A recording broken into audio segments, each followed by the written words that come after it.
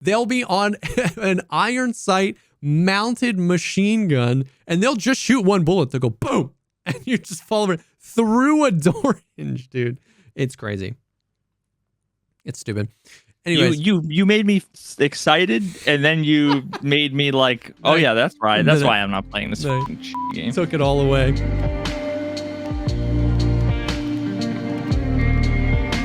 What's up, everyone? Welcome to the podcast, a show dedicated to talk about all the progress things in life, like music, content creation, and video games. I'm one of your co-hosts, JesseKazam. And I'm Walter. And I'm the fucking new pizza man. The new pizza man. Your boy just had pizza. Oh my god! For the first time in how long? Over a month. I had my 1 month like follow-up appointment with my doctor, and she was basically I eased into the question with the preamble. So I'm like, so like, given the fact that blah blah blah blah blah blah blah, and she's like, you can eat everything again. Oh my like she just cut me off. She's like, I know what you're gonna ask. I was like, given that I haven't really had any problems, dude. With, so yeah, she's like, honestly, there's not really going to be a huge difference between like now and a week from now, which is when I still had 1 more week. Yeah. She's like, just chew everything real good and take it easy. And I was like, fucking say no more. When can I leave? Quickly, are your windows in the proper order? Nope.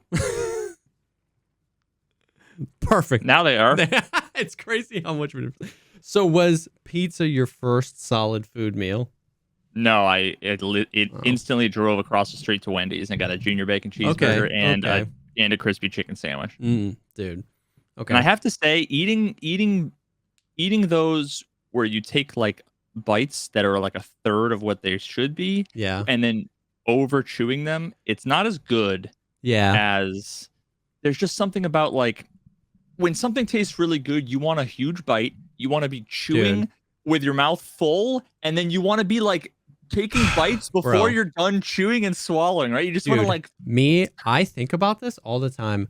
I eat so fast, like I barely chew my food, and it's crazy because like I overeat because I want the taste. You just want the taste continually, but I basically, it's just like how 1, 2 chew swallow. It's like if you want it, just don't over chew it to a point of pain, but let it marinate for a second before you swallow it. With the chicken ordeal. That's what happened. It was like chew, chew, chew, chew, and take a bite, chew, chew, swallow. Oh god. Yeah. Like, yeah. It's like, dude, I do that. Yeah. So you know what? So my doctor was talking about that. You know what she said? She's like, first of all, she asked me if I was a lefty or a righty, and I said I was a righty. She said, good. Eat with your left hand. Oh. She said lefties, it's not a problem for them because they're used to doing everything with their right hand anyway. Yeah. But righties struggle a little bit more with it. So that's interesting. It slows it down just because like you have to think more about like when you cut. Yep. And then like she's like, it just naturally slows you down. Fascinating, actually. That is fascinating. One of the things that one of the things that contributes to it is just like now that we have kids, everything is like I just want 5 seconds to eat my food. You know what I mean? So I'm just like everything. But dude, I noticed that, and then it's weird how weird chewing becomes when you're like, focus on chewing your food, like stop just swallowing bites whole, and then you're like, my jaw hurts. It's freaking weird, man. So it's about this time that we want to do a quick little reminder about our Patreon. Quick little reminder to check the goddamn audio levels in OBS. Tell us what happened, bud. Tell us what happened. We had a nice 2-hour just hangout session between friends. Oh my god. Oh, so yeah, as a reminder, we have launched the Patreon, the PP, the Creamcast, the alternate universe, the Hot Dog Finger Show. And we want to, and one of the things is we're starting to create extra content. We're doing an extra episode of the podcast every week where we'll do some Q&As. We'll just do some random stuff. I had just moved the day before It was Sunday. I moved everything in my office. I set it up. Monday morning, we recorded this extra episode of the podcast. And I don't know what happened because I have a video. When I was testing the audio and everything of OBS, my kid came into my room and like sat on my lap and I put the headphones on him. And I have that video with audio.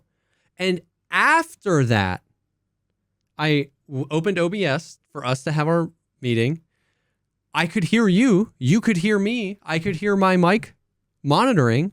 But for some reason, OBS, all 7 or 6 of my GoXLR like inputs, like the music channel, the mic channel, the chat channel, the Discord channel, that they were all just saying disabled / not working. That's what they all read. But I didn't know it at the time because the video was working and I've never checked the audio levels. I've never had to. 4 years we've been doing the podcast, 3 years. It's just always worked. So I didn't like check. We just fired it up. I could hear you. You can hear me. Dude. And when I opened it up to edit it, and it was just a hour and 40 minutes, and it was just 4 channels, just flat lines the whole time. My heart sank, dude, because it was good conversation, bro. My first thought was like, there's no way we could just like redo that. Like we couldn't answer those same questions again because it just like that conversation. And I messaged Veritas and he was just like, we just hung out, buddy, for a little bit. I felt so bad. Oh, but it's so funny. I always talk about a couple of the podcasts that I always listen to, and one of them is Cool Games Inc. Yeah. And one of their episodes starts with one of them being like, "Sorry about last week, guys. We fucking like."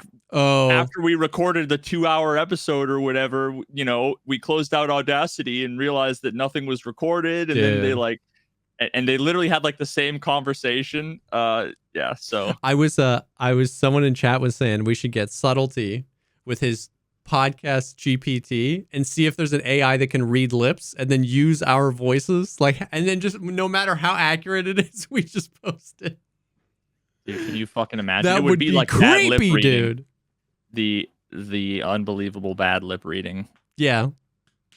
But all that to say, if we're not gonna we don't want to hammer it home too much, but it's the first few weeks we're getting it all set up. If you are interested in supporting, additionally, there's fun, hilarious other content working. You can get there's early access to episodes, ad-free viewing. There's the extra episode that we're gonna do. Me and Veritas have been DMing a ton recently about like extra little either one-offs or potentially like series of like stuff we could talk about, stuff we could do.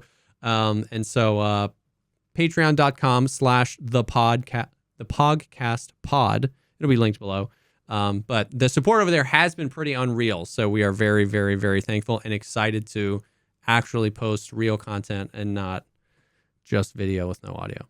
And the chance, and think about it now. Like now you want to get in because the chances of us fucking up have gone way down. Yep. So everybody who signed up before, sorry, you guys are all suckers. No. Oh man, that just reminded me. So one of the things that I was thinking about was, did you ever see not Indie Game the movie? Actually, that's another good one. Have you seen Indie Game the movie? No. Okay, I'm gonna make a list here. Okay. Have you seen The King of Kong? No, but we've talked about that before. Bro, okay. One of the ideas that I had that we were throwing around was, what if we just like watched something like The King of Kong, which I'm assuming is like a 90-minute, maybe an hour, 90-minute like documentary basically on Netflix, where we just watch it together and we just have our 2 webcams and we just like shoot the shit, pause it and like react. To like all kinds of different content. Because remember how I was saying, actually, I don't know if I talked about it before, how like I ended up watching like a ton of people reacting to like Interstellar. Yes. Yeah, I was just like, bro, we should just fucking like, that would be funny. And we won't have, seeing as how like we upload the video directly to Patreon, I'm not sure we'd have like the whole copyright, automatically detecting that this is Interstellar, whatever. So the only reason why I thought of that was because I was watching something that had a clip of it, and it reminded me of that, plus the whole Skies basketball thing, because one of the guys who's like one of the main characters sort of in the documentary his wife was talking, and she was talking about all of the things he's done, like how the guy's accomplished, and she's like, and this is what she says verbatim, and I had to go back and like double take it. She was like, he's like an accomplished school teacher, he plays Donkey Kong, but like also he was like a semi-pro baseball player. He was a basketball. She just says he was a basketball. He was a basketball, dude. Oh, and I was like, wait, did you say he was a basketball? He was basketball. He was a basketball. He has become the sky was a basketball. Basketball. Oh God, that's amazing. Anyway, so we need to watch it just for he was a basketball. Yeah. Yeah. So there you go. That's an idea. I need some Disguise basketball merch. Holy shit, dude! Can you imagine?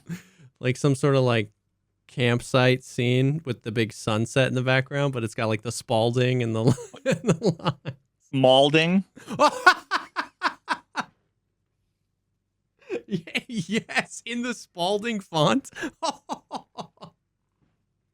And the camp, it's an RV, and there's two guys out front yelling, and there's so many layers to that. We need me and you, but like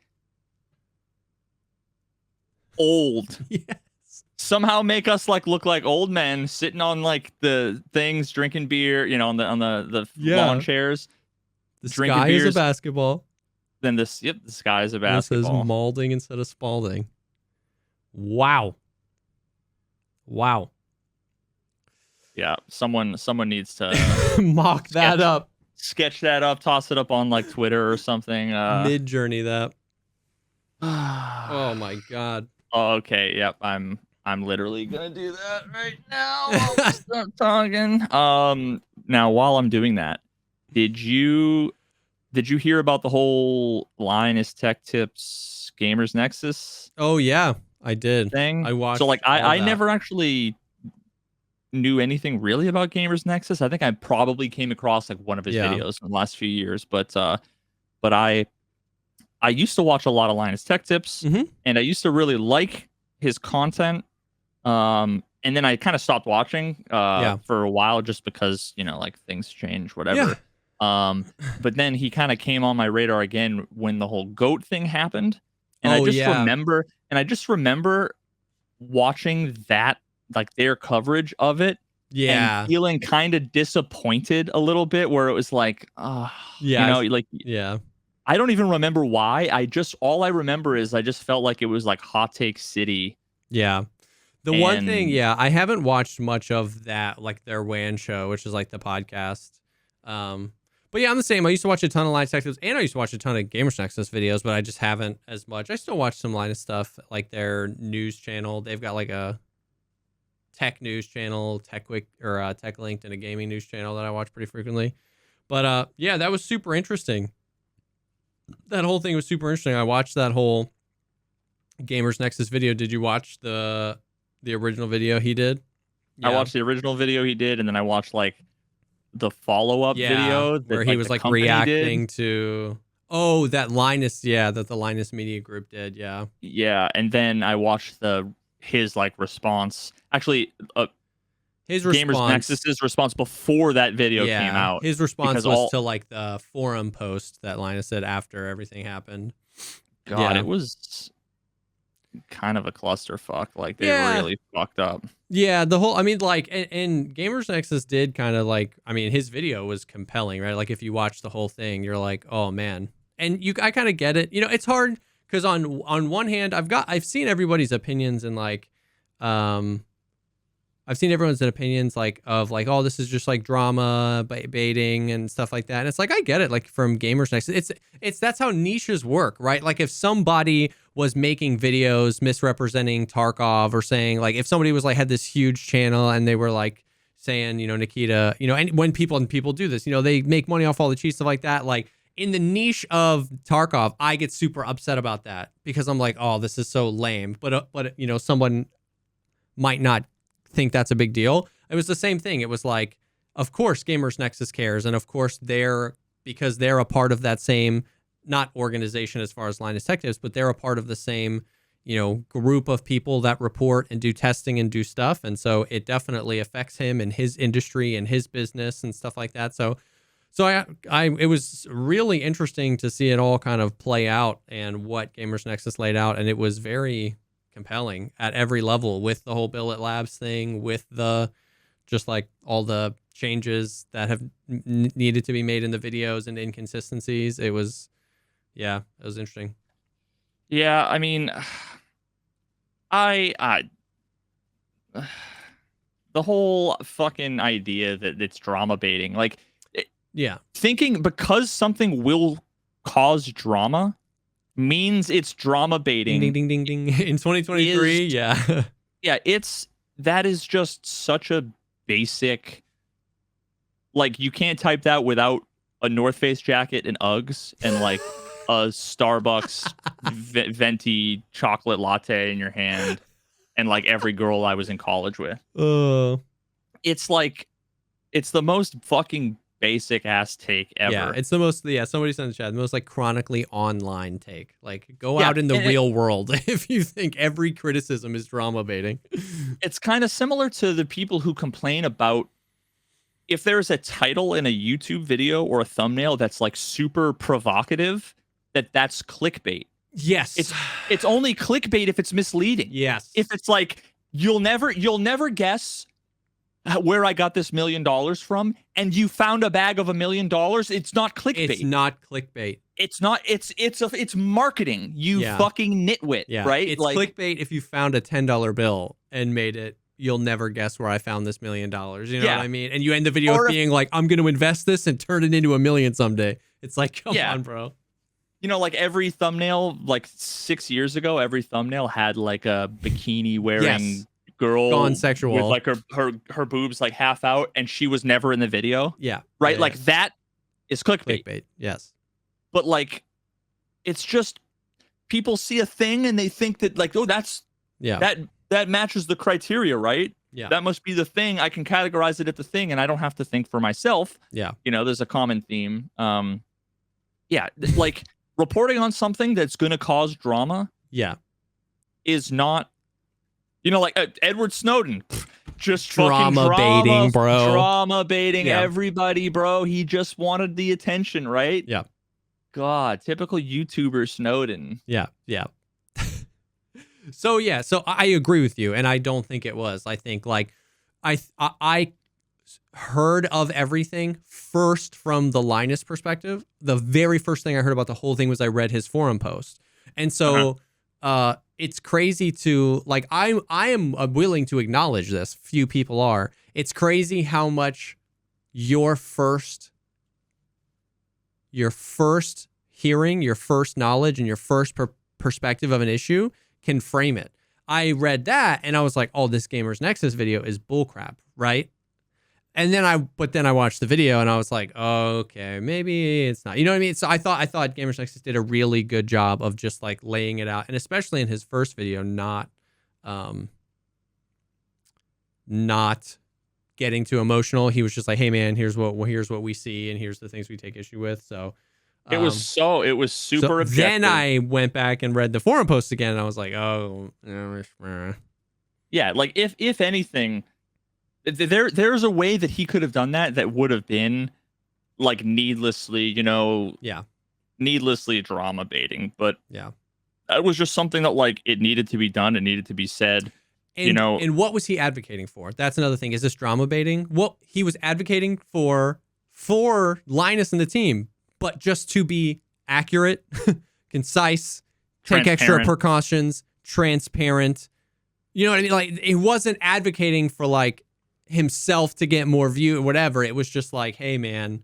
It wasn't just like talking shit and reacting. Exactly. Yeah. So that's a big thing too. Like he especially in that first video, it was like, he even said a few times, like, I want you guys to succeed and do the best you can do. It's just, here's what's happening here. And then the really damning thing was like, even in that very first video, all of the footage he used from Linus videos where all the Linus employees were like, I wish we could slow down and not post as many videos. Yeah, well, I need to know like what video that was fucking from. Yeah, I remember seeing that video. It was like, they did a thing where, they like, it was like, how is working for Linus or something.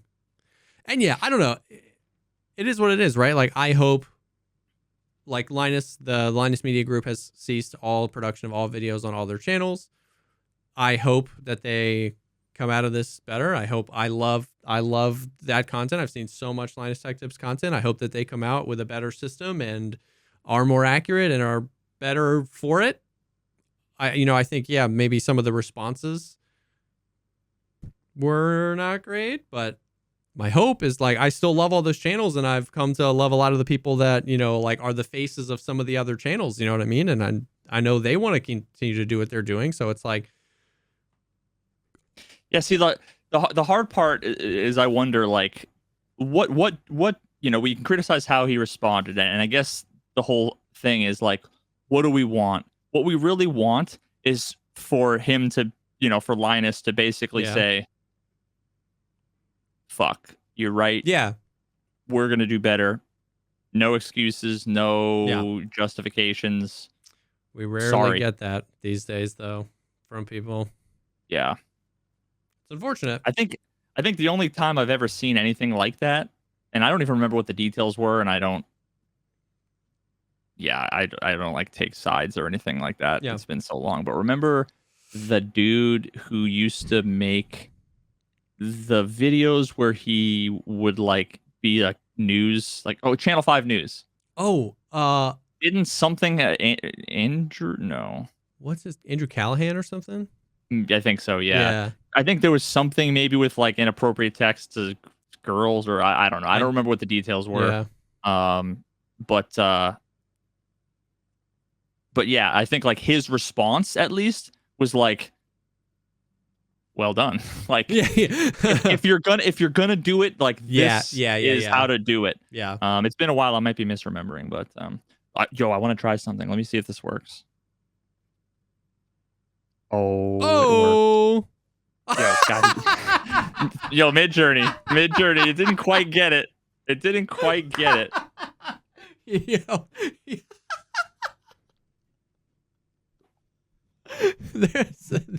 The sky is indeed basketball. Dude, there's so much to that, because, like, the backboard is, like, Midjourney was like a peace sign. It was like, I'm gonna make the backboard a basketball, and then it was like, no, I'm gonna put a basketball in the middle of the backboard that's half of a basketball. And then like, there were a few that, honestly, that would be like a perfect t-shirt, that design. Yeah. So what I typed in sunset, but the sun is a basketball over a campsite in the style of 90s flat design. Oh, okay. Yeah. So there was dude, that some of caught me off guard. Holy cow. Some of what we got here. I don't know, dude. I don't know. Look, dude, there's a basketball. I didn't even see there's a basketball hoop. The freaking backboard. I don't know why. These are all basketball. Oh my God. Everything is Tatooine. What the fuck is this, dude? What is that? I don't know. Look at that. But I love it. But, like, this is amazing. It's actually, like, incredible. Oh, dude. That's even a basketball? Yep. Bro. Yo, we need to do a segment, a new segment every episode, which is like random Midjourney merch AI design. Yeah. Woof. That's hilarious. Yeah. That is hilarious. Oh. All right, so Tarky, what's the deal? What's going on? Yeah, Tarkov. So, some interesting things happened. Nothing crazy going on that I can remember, like, with the actual wipe. Just more the same. No new patches. No new... Yeah, I don't think there's anything crazy. But what we got yesterday morning at like 3 a.m. Eastern time, Battlestate Games went live, which we knew Gamescom was this week. And we knew that they had talked about wanting to do like Arena, showing off Arena. But like, do you remember way back? You remember the first time they did this, where it was like a lore stream where Battlestate Games went live, and it was like the set, and it was like Peacekeeper somebody was sitting at the desk as peacekeeper. That was the first time that happened. And it went for like 48 hours. And it was just, he would just sleep there. And then didn't like nothing happen. Nothing. It was cool. And nobody was even mad about it at the time. But I don't remember what it led to.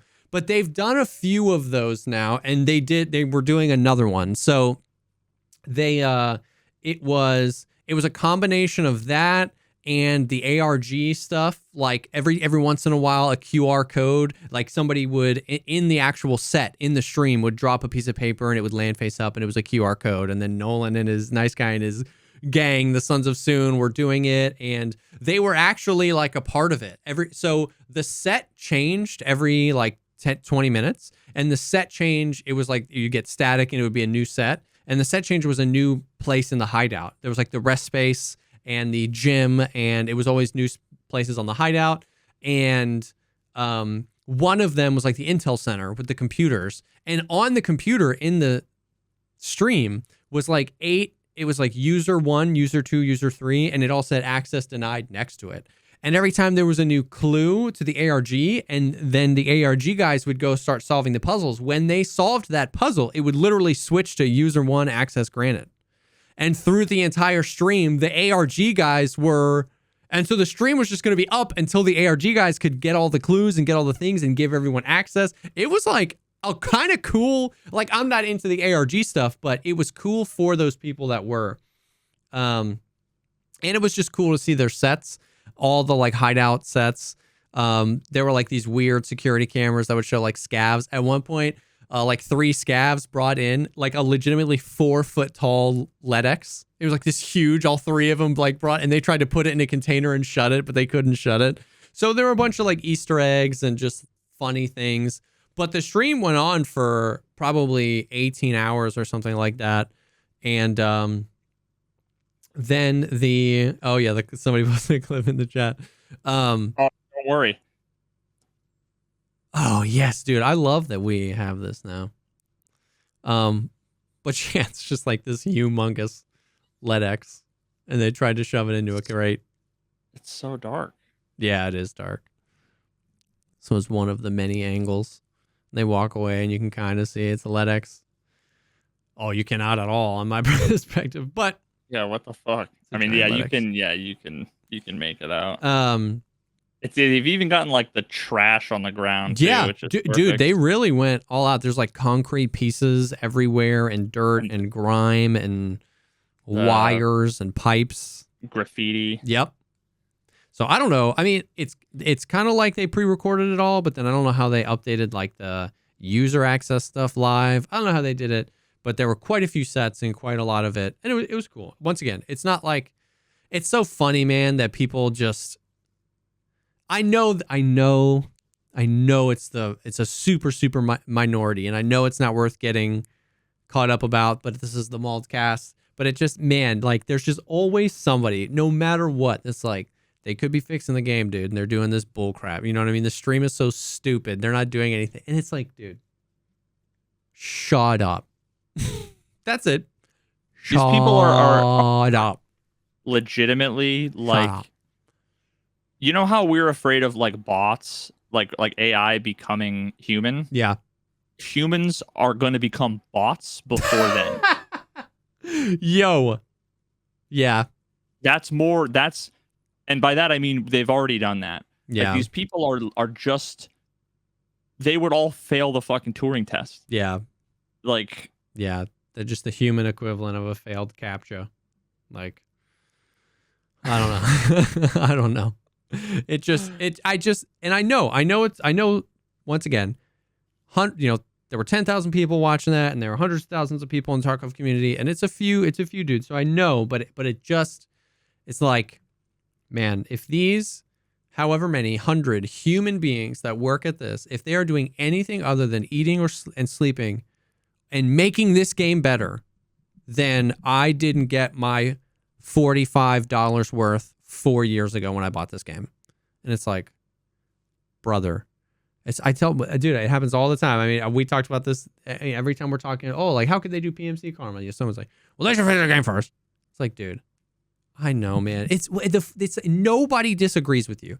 Nobody disagrees with you that I want the game to be better. It's just like, shut up. But yeah, so it wasn't like I wasn't watching the stream with bated breath being like, oh my God, what's happening every minute of it? But I thought it was cool. And they here's the thing. They obviously enjoy the hell out of this stuff. They have been going crazy hard with like the themes of the sets for the podcasts that they do. They've been doing this. This isn't stuff, once again, the perception I feel like it is, but this isn't stuff they just decided to do recently to stall time. That Peacekeeper thing was like 4 years ago. Like they've been doing this stuff for a really long time. They love it. They love the lore. They love the raid series and the Chronicles of Rizhi. So just let them frickin' do it. You don't have to love it. You don't have to dig it. See, the thing is that like, but the developers are spending, like from like Monday to Wednesday, 9 to 5, they're sitting there like moving around crates and like graffitiing walls, right? When they could be fixing net code. So like 100%. So like at least I'm saying this as Monday to Wednesday. the human equivalent of a failed CAPTCHA is exactly this is what. Did you put that into Midjourney? This is the human equivalent of a failed CAPTCHA, by the way.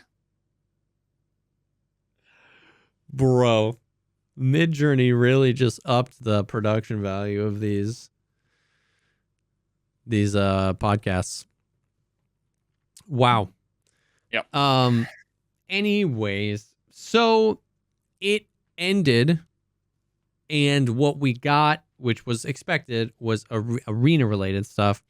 They launched the Arena website, arena.tarkov.com, and pre-orders are open for the Arena.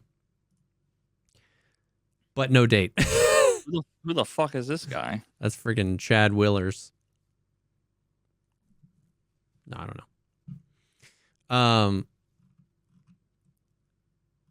So there's some interesting stuff to talk about here as you peruse the site. I guess we'll just... Oh my God, wait a minute. We have the technology. For what? Chad Willers? No. Just like, keep talking. Oh, yes! So yes. For all you guys on audio, in the audio medium, don't realize that I am projecting my laptop here.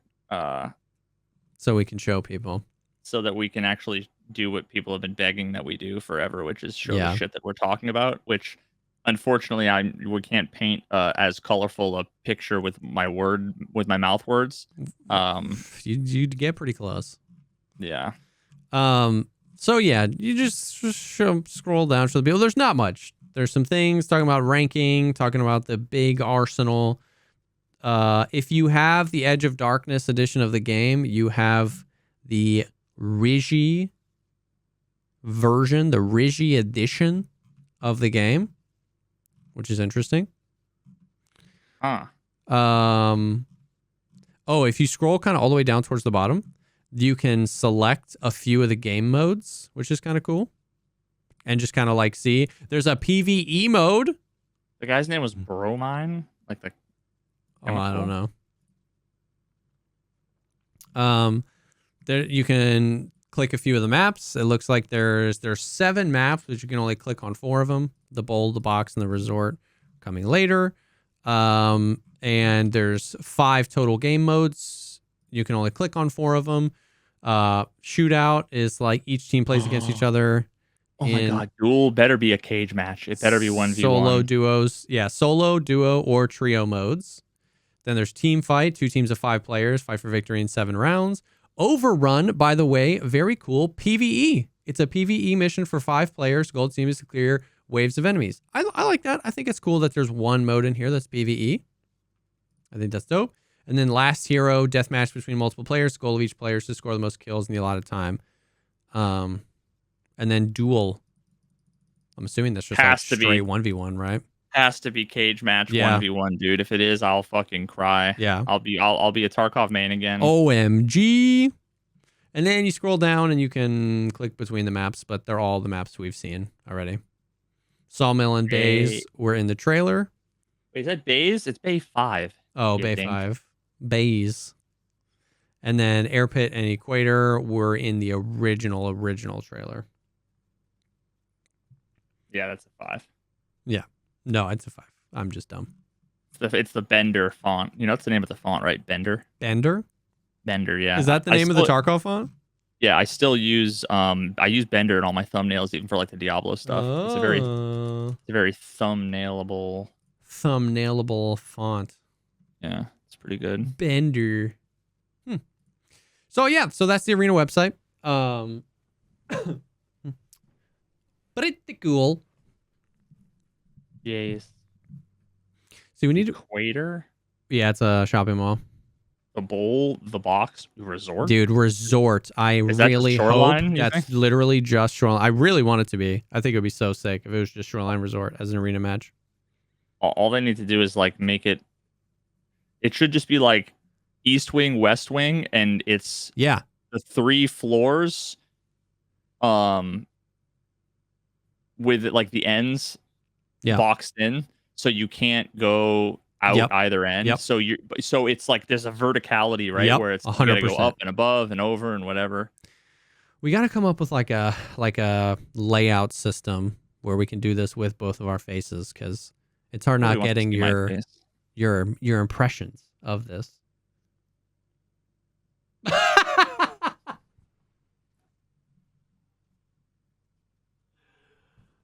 Yeah, that's what I want. That's what I need. That's what I need. Quick guess. How much does Arena cost standalone? $39.99. $35.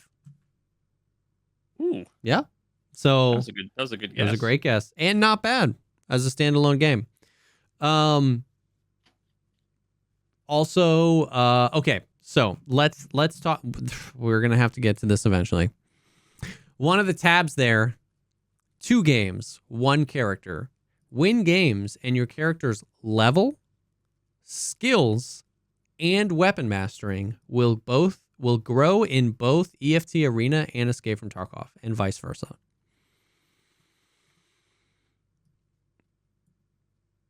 I don't know how I feel about that on a few different levels. So what's bad about it? Well, I'm not saying it's inherently bad. Why do you hate it, and why do you want to cancel? Yeah, why are we canceling BSG? Yeah. I am definitely concerned that... So a few things. Well, one of the takes I heard, I think Trey tweeted it, that I hadn't considered too, was just like soft skills and weapon mastery, that type of stuff. I don't know if it has a place in a competitive style game, right? Like if I just have max recoil control and you don't in like a ranked mode, you know what I mean? They have said time and time again, they want this to be esports. They have said they literally got a CSGO team or whatever, the Veritas Pro. So they're seeming to market it that direction, this game.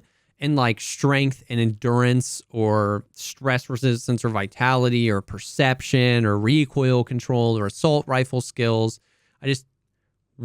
I think, once again, holding my opinions with an open hand because we haven't had it. We haven't got this yet. I just think that I was assuming and I would have wanted this type of game mode without those types of skills. How, like people's motivations to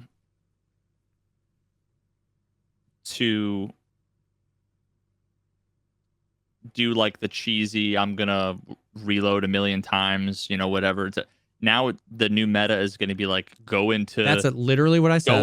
Go into Tarkov, like normal Tarkov. Go to Shoreline and like do all the things to speed, power level the stuff, so that on day 4. You'll have all of the skills, whatever. Or vice versa. It's going to be go into team fight with 5 friends and just have everyone... Call of Duty 4 headshots. Yeah, have everyone shoot you in the leg or headshots or whatever power levels X skill. And then on day 2 of the wipe, you have max stamina or max endurance. And then you go play, that's day 2 of the wipe. And then you go into Tarkov as, a level 2 with max stamina, right? once again, just because, and we talk about this all the time, just because something can be exploited doesn't mean it's a bad design or there was bad intentions or it was bad at all. It's like the whole RMT thing, right? You don't cut off all the fun in a game because someone out there can exploit the fun. I understand that, which is why, like I said, I'm trying to hold these opinions with open hands, not closed fists. I want to play the game. But I just, a few things I think of when I see that. One, I don't know if I want skills in at all. Maybe weapon mastering through skins, that I'm cool with. Level, whatever. But like, man, skills, I'm interested about. Two, the other thing that it has me concerned with is like, what about wipes?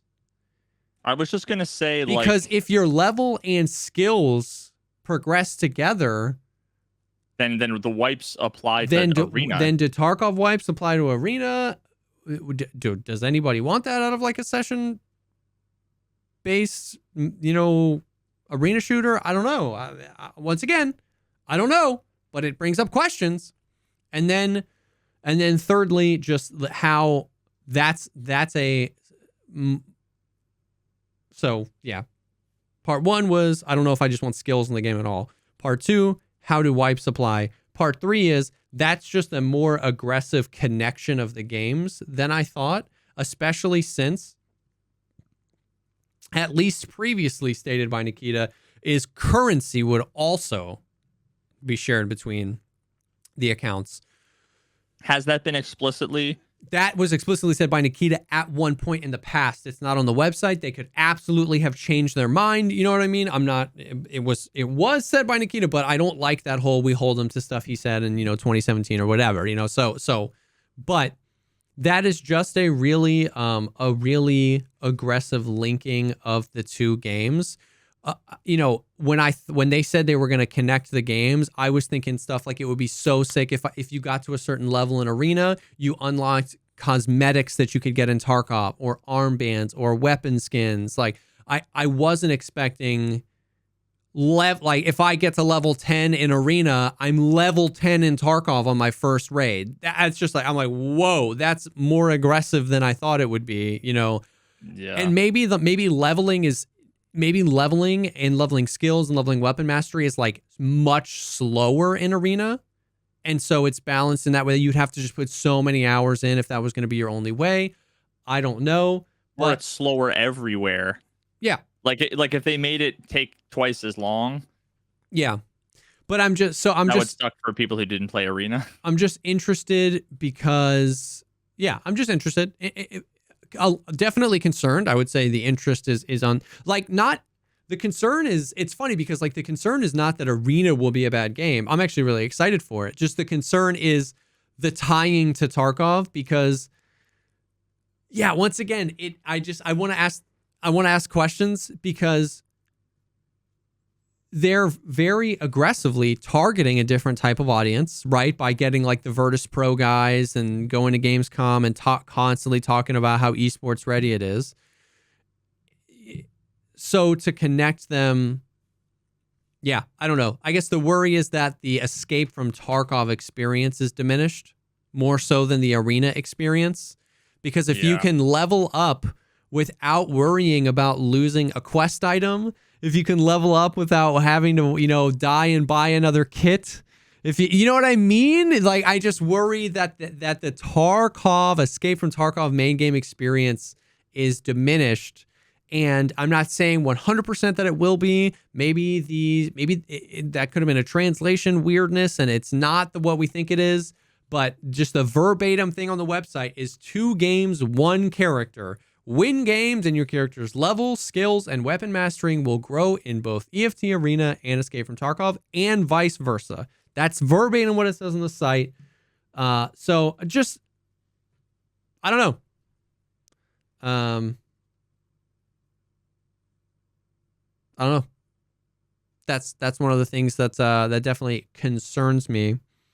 But especially since I would have thought this would have been an opportunity for them to redo weapon mastery in a different way for Arena, or redo some of the skills in a different way for Arena, right? Like if there are skills, that could be kind of cool, but the skills in an arena shooter, in a session-based arena, would have to be different. But if you're saying they're the same, then they can't be different because they have to be the same, and that's just confusing. Now, I don't want to, obviously I don't want to freaking spend too much time on it. I definitely don't want to poo-poo it before I have it. It's just, that's what we're doing here. We're talking about Arena. We're talking about the news. We're talking about what's been done here, what they're showing us, and that it definitely has me, cautiously concerned. Now, they've been letting people play Arena at Gamescom. And so the freaking FOMO is real, dude. I'm seeing all these pictures and videos. Like someone came into my chat today, and I know like it's one of the guys that BSG, like he tweeted about it, and like BSG retweeted his tweet. So like I know he played. He came in, he was like, dude, I played Arena today, and I was like, dude. He was like, it was so much fun. Which obviously, I'm not saying one person's, if I went and played today at Gamescom, there's no universe I walk out of that booth and not say it's fun, right? It's exciting, it's new, even if it sucks. If you had gone there, surrounded by all the Tarkov people and whatever, and you played Apex Legends, you would have said it was fun. Yeah, dude, reskin Apex Legends, 100%. So, but it definitely got the FOMO. I mean, literally Apex Legends. Yeah. Just with Nikita staring at you. You would have had fun just being there. Exactly. So he was like, dude, it was so much fun. He's like, we didn't get to do everything, but like, dude, it was so much fun. And so I am definitely hyped. I am so excited. I've wanted it for a really long time. We've talked about it at length before about how it could be just it could be cool access to Escape from Tarkov and an on-ramp to the main game for a lot of people. It could be a great way to practice and get better at PvP and stuff like that for people that aren't that good. It could be a great thing to do, mid to late wipe, get a lot of the people that just end up with 1 billion rubles and wanting to chase PvP, something to do. It could be great content for, like you were saying, duels. Like imagine, like just chat all day today. We're doing 1v1s. Like that would be so sick. You know what I mean? It just nobody's losing anything. No one's losing any money. We're just freaking unranked 1v1s all day. Like, I am so excited. There could be so much fun as a result of this. I definitely have some concerns with how they're linked, but dude, so excited. Unfortunately, we didn't get a date. That was what I was hoping. I was hoping at Gamescom, which technically Gamescom is still going on, but they launched the site. I was really hoping we would get a date, but we didn't. Now, there is some theories as to what a potential date could be because of something else that happened recently. But I don't know if anybody mentioned this to you, but actually I can't even remember if we talked about it on the podcast before, but on the launcher, on the Battlestate Games launcher for the past few weeks, there's been like a countdown to Gamescom, and it was also the banner at the top said the countdown. It also said time until Escape from Tarkov price increases. Oh, the like EOD? Yeah. No, every edition went up in price. And now it was literally several weeks of a countdown and a big red banner on the site where they were like, hey, the price is increasing. Now, it's like, if you don't have Tarkov, you wouldn't have seen that big red banner. But if you wanted to upgrade your package, you would have seen it. Anyways, I was interested at that. Now, the prices went up somewhere between $5 and $10, depending on the edition. So it wasn't like the base edition of the game has always been 45 USD. It's 50 USD now. So that's not that bad, right? I know people are mega butthurt that the price went up at all.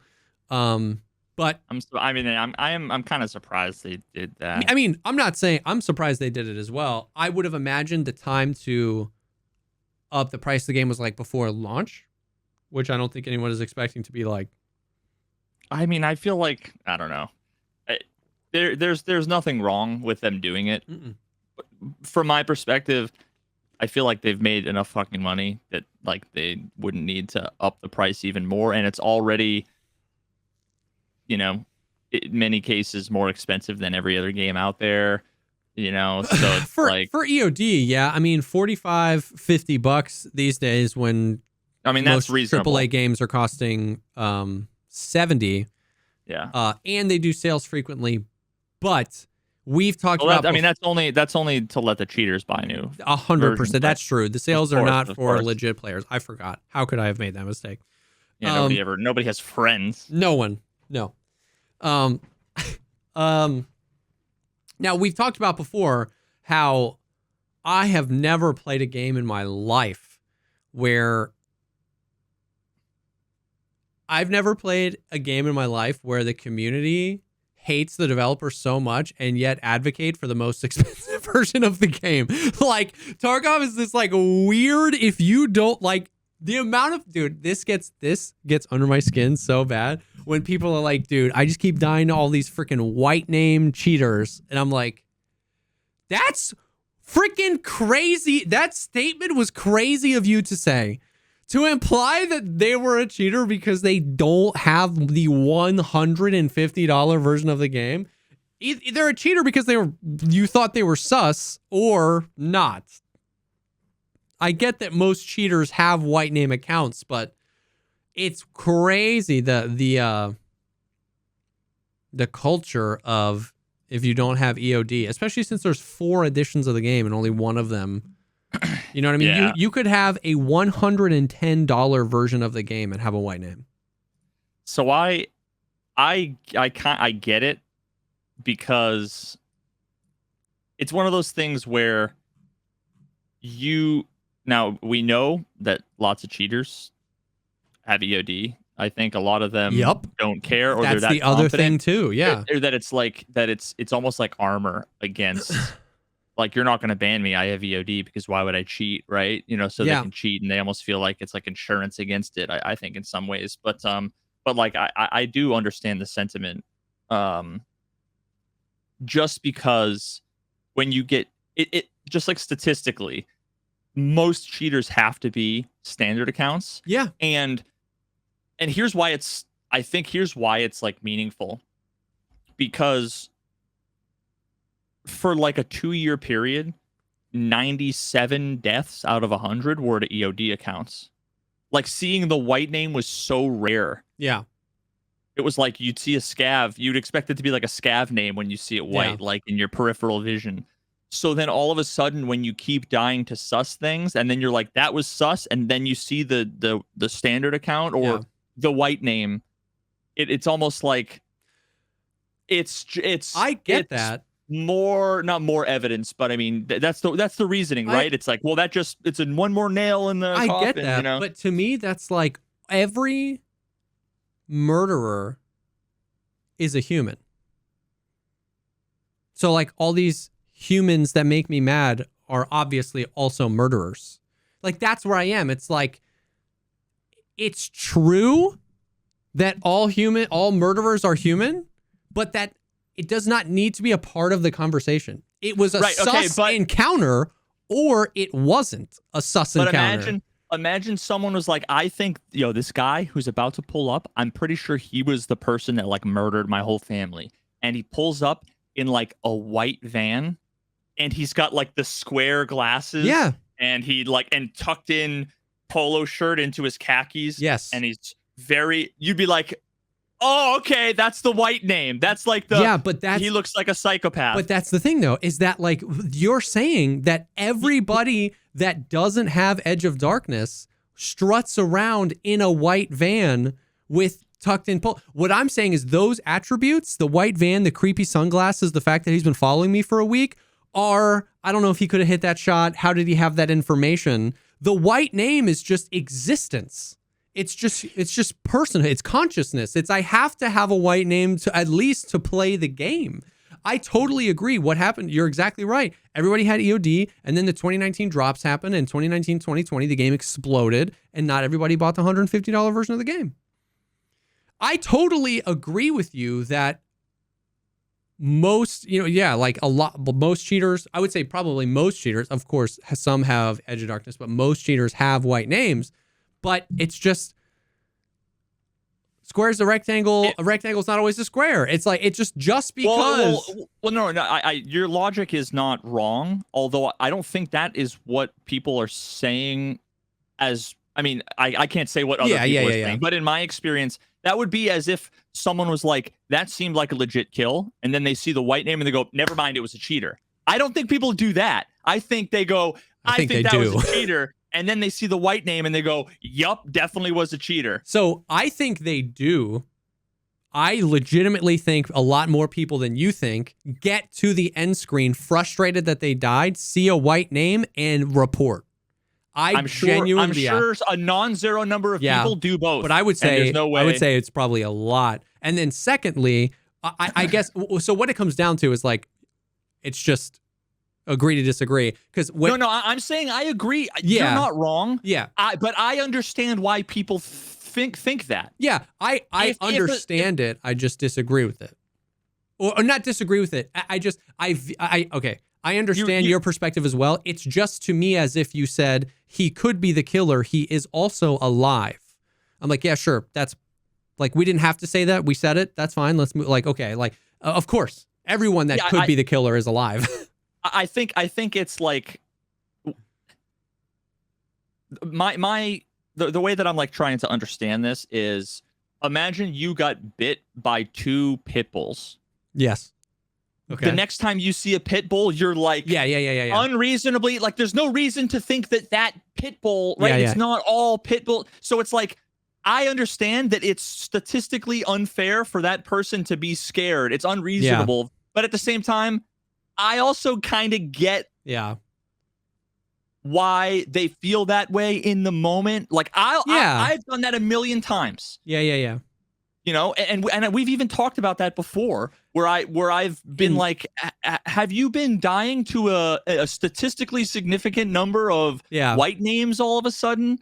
And I've done it before too, right? I'm also not saying that I've never seen a white name and got frustrated. I just think when you remove the heat of the moment from it, because I literally yesterday, we were going to talk about this later because I want to talk about Caban. Literally yesterday, me and Velian wiped Caban, the new boss. Velian spent all day. He wanted the goddamn PKP. He wanted the gun, and we killed Caban. He finally had it. Velian picked it up, and a speed hacker swung the corner and just killed us both.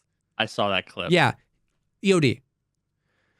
So I actually saw it on my phone this morning, and I wanted to watch it because I didn't actually see anything.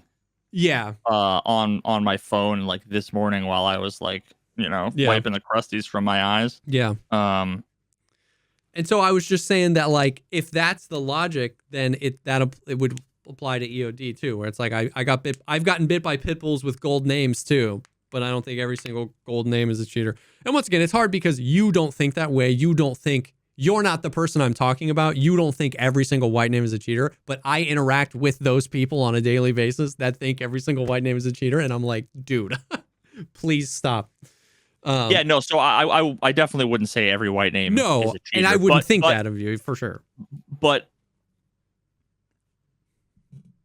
I'm trying to like be. But it's in the Rolodex of things that you. If I have a sus encounter and the person is standard account, that to me is a little bit more evidence leaning the scales. Okay, yeah. Because if you think about it, right, like, what are the chances that the person was cheating? Was it a sus encounter? Yes. Yeah. Did they? Some people would say, did they have like a Chinese name? Right. Yeah. That's another one that I think is unfair and like. Yeah. But it's one of those things that's like, it's unfair based on a stereotype, but in many ways that makes it like not unfair. Yeah. Oh God. But I get what you're saying. And here's the thing though, is like, if here's one side of the conversation and here's the other, here's where I have a real problem with. And if I'm over here, you're like, I don't know what direction I'm going because I'm mirrored. What we're talking about is past the point. Like you're saying in a nuanced way that when you consider a situation, them having a white name might play a part in you being like, oh, that tips the scales one way or another. I don't think that way, but what I'm talking about that I have a problem with is so far beyond what you do, where if people literally are like, frustrated that they died, and then they see the white name and then they report. You know what I mean? Yeah. So that's I a think different thing than what that you're doing. I agree, and I think like the last point I'll make is, in very much the same way that my initial gut reaction and what I feel and what I say while I'm gaming online streaming is not, it's a heat of the moment, irrational absolutely. thing. So is 98% of the shit that people say in chat. And I'd be willing right. to bet if we're at TwitchCon and we're chilling at the bar drinking with people and they're like, I'm so sick of, and you're like, okay, but let's think about it. They probably would walk it back to a reasonable point and most of the time. You know what? That's a great point. That's a great point that, I always say, when we had this conversation, we've had it many times on the podcast, but I was having a chat again where I was like, just give me 10 seconds to mold. Like, don't believe everything I say in those 10 seconds. Just give me the 10 seconds to mold, and then I'm going to be fine, right? But if you start picking apart everything I said in the 10 seconds and now we have to talk about everything, then I'm like talking about stuff I didn't really mean, but I'm trying to, and then the conversation gets weird. It's like, just give me 10 seconds to mold. For all I know, these people come into my chat and they're saying the same thing. They're just mad. Maybe they did just die to like one very legitimate cheater and they're just frustrated. So they just type all these white name Chinese hackers. And you're right. In reality, over a cup of coffee, they wouldn't say that, or they wouldn't whatever. And I should probably give people the same benefit of the doubt I want them to give to me, where it's like, Tarkov is a very mold-inducing game. I get it. You know what I mean? This is like my woo-saw therapy. Try to like not try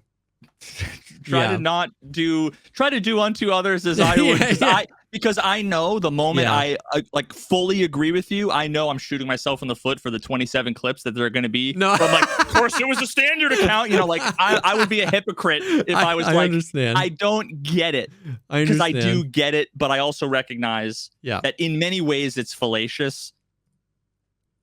But I get what you're saying. Yeah. And either way, it is weird that, like, even separate from the cheater, and kind of where this came from, even separate from the cheater conversation, it just is crazy. Like, I would bet as a percentage point, more people have the deluxe edition of this game than like any other game. I bet I bet more, deluxe editions of Call of Duty get sold. But I bet as a percentage point of the player base, it's just crazy how many people buy Edge of Darkness edition. If I had to guess completely based on the unreasonable like number of times I've been killed and see the names, I would probably guess 80% or EOD.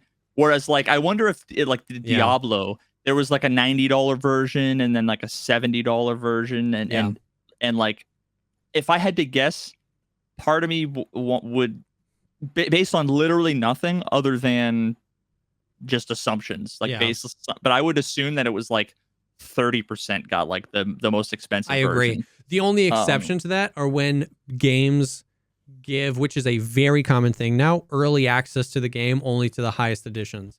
Battlefield 2042 did it. Diablo did that. Diablo did it. And, I think. And a bunch of games do that now. I would say in examples like that, like I know Battlefield 2042, I mean, hundreds and hundreds of thousands of people were playing that first weekend early. It's just crazy. But for games that launch that don't do that just have higher editions of the game, because Tarkov you don't get early access. You definitely get a lot of in-game stuff. And I guess now it's skewed a little bit because you get Arena for free. But even for years now, I would say tons of people have it. And it's understandable. It's not a mystery. I get it. Tarkov is a literal game about stripping every single thing you have away from you slowly and painfully. And the higher edition of the game gives you more stuff to get stripped away, gives you more place to hold more stuff, and gives you a better secure container. And an MBSS backpack, dude. And an MBSS backpack and the trader rep. So I'm not even saying I don't understand it. I do, but it's crazy. Anyways, that was a long time, right? So the base game went up $5 to $50. The Left Behind edition is $82. I don't know what that was. The Prepare for Escape, edition is $110, and EOD went up to $150. And I don't remember what EOD was before. I thought it was $130. So maybe this went up $20. Maybe it was $135. It's been so long. I don't know. But EOD is $150 now. And then here's what's interesting. So here's why we went on this. On the website, only under Edge of Darkness edition, there's a timer, and it says time until price increase. So the price of EOD is increasing again in 127 days, which is, I believe, December 22nd, which is like, there is a theory that is when Arena is launching. And the price of EOD will go up when Arena launches, because EOD is the like edition of the game that includes Arena. Huh. Now, I am dumb and wrong about everything, so let's just start there. I just don't think that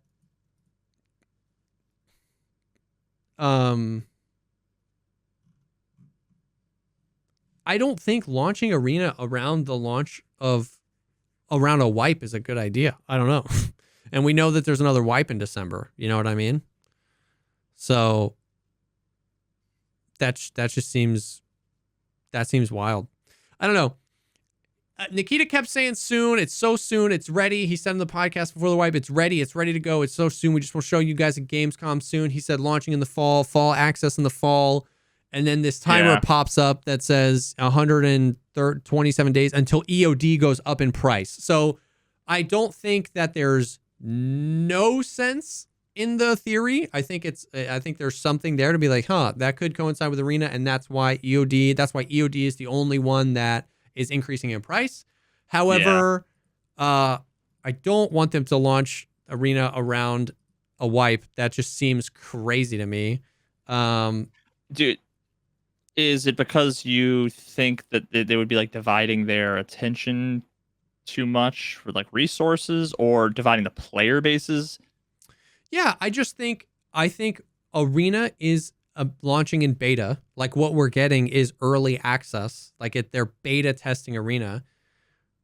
While I know what they want eventually for Arena is to gather new players to the game, the people that play Tarkov are going to be the large majority of the people that play Arena initially, and doing that, launching. So I guess the ultimate answer of to your question is both, but I think it's the people thing, because it just seems crazy to launch. I'm trying to pull it up, to launch that alongside a wipe where we get the recoil rework, vaulting, the armor customization, another Streets expansion. Like all the stuff, you know what I mean? Left shoulder shooting, all that stuff that's like definitely going to break Tarkov. You know what I mean? Doing that and that at the same time. I just feel like people are going to want to play Arena. And once again, maybe later down the line when both games have a healthy enough player base, but it just seems, that would seem wild. And then I hadn't really considered it, but then that leads me to the other thing you said, which is like, do we think that they could support that type of wipe in the launch of Arena at the same time? Yeah, you just think like if the progression is connected. I mean, that's a good point. Kind of think like they would need to test how the progression. That's a good point. How fast are people progressing, and like what's the meta? You know, is everybody playing Arena, or is everybody playing the normal game, leveling everything up just to then switch to Arena, or the other way around? What are people doing with money? Like they need to probably take a bunch of time. They've had 7 years, multiple wipes a year to test the wipe cycles and how that works, right? Yeah. It's almost all everything they've learned. So much of that is just in the toilet, because now this is going to change everything. Yeah. And then there's the whole idea, some people were saying like, oh, I thought they were going to like stop doing wipes at one point. And then that always just brings up is the game going to fucking die? Like, what are they going to do? It makes no sense. Like, as it is, the game would need to drastically change for that to be remotely sustainable. Otherwise, it would die after 6 months. Yep. Yeah. So I don't know, but that is a good point. If they're linking progression, then maybe they would need to do that. that just like, oh, and listen, this is personal, right? I don't own a stake in Battlestate Games. I don't advise anyone. I'm not, this is personal. This is my opinion, right? This is just for me as a guy who plays the game a lot in streams. Like that would just, man, I already don't want the like progression and leveling to be linked, but that would just be so brutal to just like, I genuinely wouldn't know what to play. Like if it was Wipe Day and Arena came out, I would want to try the new Streets expansion and everything. But I would also want to play Arena, and I play 14 hours a day when the wipes happen. You know what I mean? If you play 2 hours a day or 3 hours a day and you want to play both and you don't want to fall behind on your task progression in Tarkov, but at the same time you want like, I don't know. That sounds like an actual nightmare to me.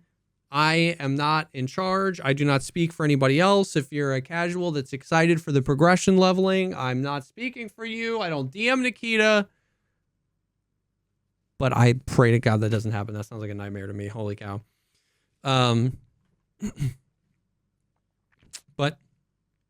we will see. Indeed.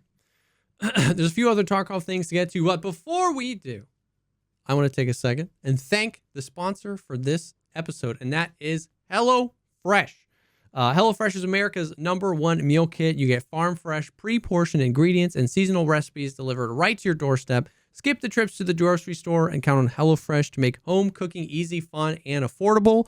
HelloFresh has been a sponsor for a long time, and I will sing the song of HelloFresh. I love it. Their recipes are delicious. I've learned so many things about cooking. There's a few of the recipes now that I don't even really need the cards for, which makes me feel like a friggin' oh shit, dude. Gordo. Woo, Gordo dude, Ramsay I'm freaking, over here. I'm the bear, you know what I mean? Yes, chef. But yeah, so their food is good. The recipes are great. The portions are great. The flexibility of the program of being able to switch how many meals you want. If you want to take a week or two off, what types of meals do you want? If you want keto, or if you want extra protein, or if you want quick and easy, or if you want a little more complicated. It's just great. It's all great. Bro, I've got, now that I can eat actual food, I've got the spicy cashew beef tacos. Oh, and the yippers. The beef and sweet potato quesadilla are like on my short list of like before Monday. I'm gonna inhale like 150 of these. Yo, that yep. So and they also have a sweet corn and green pepper chowder. I haven't been able to have corn either. Like it could have corn, could have nuts. Oh really? Yeah. So I've been like, and I've been able to have soup, but I've been wanting. I have corn. I just love corn chowder. Yeah. Dude, I'm so ready to mow this down because it's so good. So yeah, it's awesome. It's great because everything is pre-portioned, meaning you don't have a bunch of extra. You're not throwing ingredients away, and you have what you need. There's variety. There's somewhere between 40 chef-crafted recipes every week that you can choose from. It means there's variety. It's a great balance of variety and consistency. Like there's a few things, like we always love having a taco because we just love tacos, and there's always like a few tacos to choose from. But then there's always new recipes on there too. So there's a ton. And then they have tons of other like a la carte options where you can add drinks or sweet things, or like an extra flatbread pizza or something. And then they do that really seasonally as well for like the summer. There's like nuts or all sorts of like pretzels or anything. It's really cool. So it's awesome. We love it. I've used it for a really long time. You can go to hellofresh.com/50podcast and use code 50podcast for 50% off plus free shipping. That is hellofresh.com/50podcast, code 50podcast for 50% off plus free shipping. Thank you to HelloFresh for sponsoring this episode, America's #1 meal kit.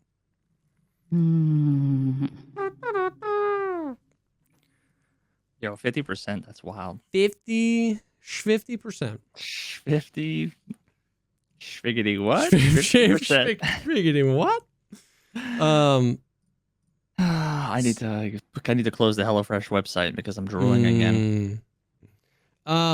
So that's most of the Tarkov stuff. The price increase, The arena news, people are playing it. I'm very jealous. We don't know when it's gonna be. Some random like actual in Tarkov. I've been playing a ton. Some interesting things. They removed the level requirement for Kappa, which is I don't know if that's just because like it's a short wipe and they don't care if people progress. You know what I mean? But it's just interesting. It's so funny to see how these things change, because when Kappa was introduced into the game, there wasn't a level requirement. It was like you just had to do all these tasks. Like once you completed these tasks, you got the collector. And then made it. And they added 900 more streamer items, and some of which were super rare, 900 which made it more streamer items. And a lot harder. I can't remember if it was at 55 before, but then I know at one point they made it 72 was the requirement. And so I just didn't even try. And then later that wipe, way late that wipe, they lowered it to 62. I remember that. And I think that was because of a conversation I had with Nikita. Now that I think about it, you remember that? Yes, I actually do. Because I was like, bro, if you break down it, like I broke down this is how long it would take. It would take me like 3 months or whatever to like do this, and I play full time. Yep. Like you can't do this, man. No. And then he was like, well, what do you think would be a good thing? And I proposed. I think you proposed 55 and he did 62. Something like that. You proposed low and he split the difference. I do remember this conversation now. It's crazy though. Like I was far and away the wipe we just exited was the longest wipe ever, and the wipe I played the most hours per week. So not just the most hours total. I played the most hours per week last wipe, and it was the longest wipe ever. I played this game 40 hours a week. Okay, I was level 68. It's the highest I've ever gotten. And the difference between 68 and 72 is like 1 to 60. It's such a tremendous amount of XP. I would have had to almost do all that again to get from 68 to 72. It's crazy. So that was the only wipe I didn't get Kappa since the first wipe I got it, because I was just like, screw that. But then they lowered it, but it was too late. I hadn't done the quests and I didn't care. It was whatever. Then... Well, so one thing that... Jesse's frozen. Oh, no. Oh, there he is. Can you hear me? I was like, did his camera die or did his power go out?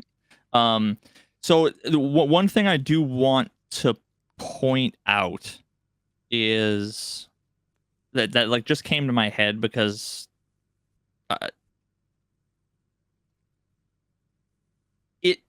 even if it was the same XP number, like even if let's say it took 1 billion XP to get to level 60 and then it was 2 billion to get from like 60 to 70 or whatever, right?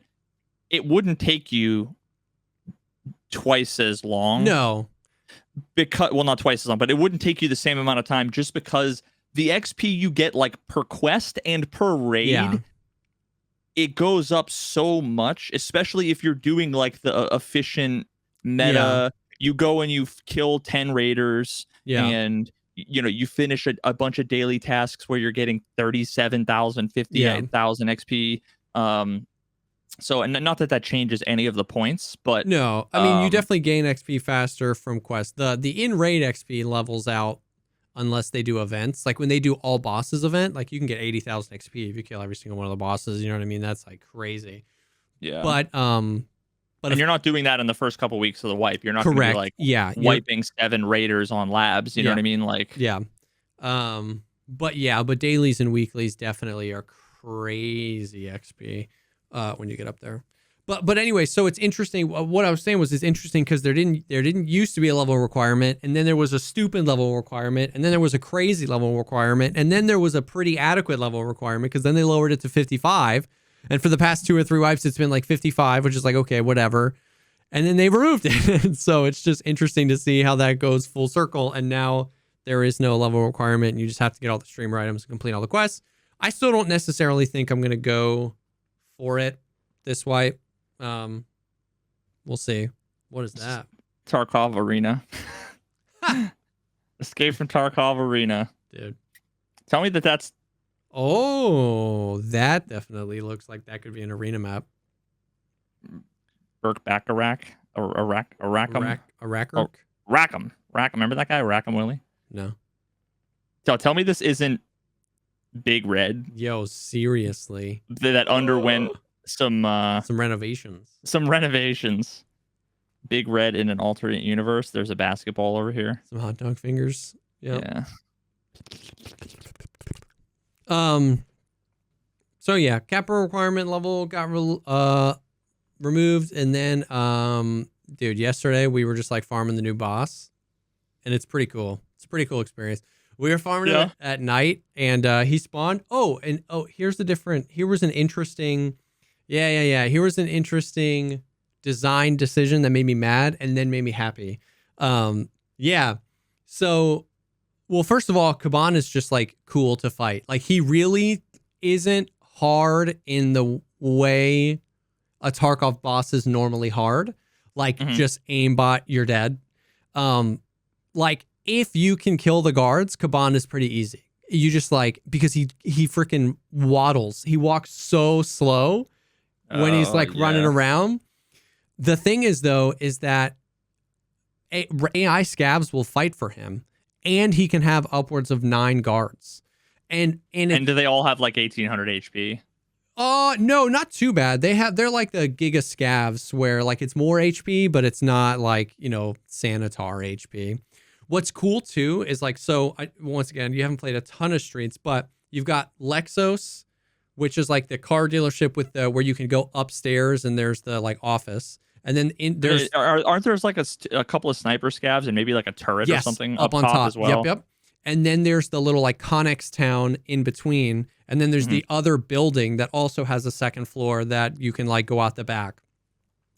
One of the design things that they changed that didn't used to be in Lexos is now there's a bridge between those two buildings over the Connex town. And the sniper scavs will run back and forth between the two buildings to get angles on you. So when you're breaching through Lexos trying to worry about all of his guards, the sniper scavs will run around to get an angle at you and shoot down at you. And it's actually kind of sick. Like, Valiant did die to one of them, but it's actually kind of sick because like 4 or 5 will spawn up there, but you can hear them. Like, you can hear them running around. So it's just, in my experience so far, it's been pretty fun. We did it mostly at night. And so it's just cool. We are actually like slowly breaching in. Like, one of the ones we did was like out of a movie. There was one on the turret on the grenade launcher, and I had an angle on him. And then there was one on another turret, one of the MGs. And we literally counted it down, 3, 2, 1. We both shot one bullet. Poof, they both died. Then we threw a grenade over the top, because when the grenade comes in, they all freak out. We used that to run directly through the minefield where we know is safe, inside into different connexes where we could hold angles. And like, one would try and get on the gun and we'd shoot him. And then one would try to flank around and then we'd shoot him. And then a sniper scab would shoot at one of us. And then Valiant would kill that sniper scab. And then we would hear all of them on the catwalk and then we would shoot them. And then like, we just like breach through this complex, killing all these guards. At any part of the process, are there any like questionable, semi-cheesy angles where like they should see you but they don't aim at you? No, not that I found. There might be. So it's not like water treatment plant clearing that is you could say the same thing about that, except you're peeking this angle and they won't shoot you and you're always safe. Like, I assume that if you hadn't counted down and you sloppily missed a bunch of shots, you would die. Dead. If I miss my shot on the GL guy and Valiant killed the other guy, I'm dead because that GL just starts flying. And then there's that sounds sick. Yeah, and there's no like tiny little angle. There's right side peaks to take, but like if I miss my shot, I'm dead. And Kaban will definitely try to wallbang you. Like, if he sees you in there, he just has that PKP dude, and he's just like literally we were in the container and I was just seeing sparks flying in and I was like, Valiant, save me. It was crazy. Now, is he actually like aimbotting you, like he knows where you are, or is it just kind of blindly through the wall? Yeah, it was just like, he didn't even hit me. It was just, that's where I was, and I ran farther in the container, and it was just constantly hitting like that spot on the container where he saw me. And so yeah, I don't know. It's actually pretty sick. Oh, and you know what's funny, by the way they fixed that on Lighthouse was now the rogues just see you.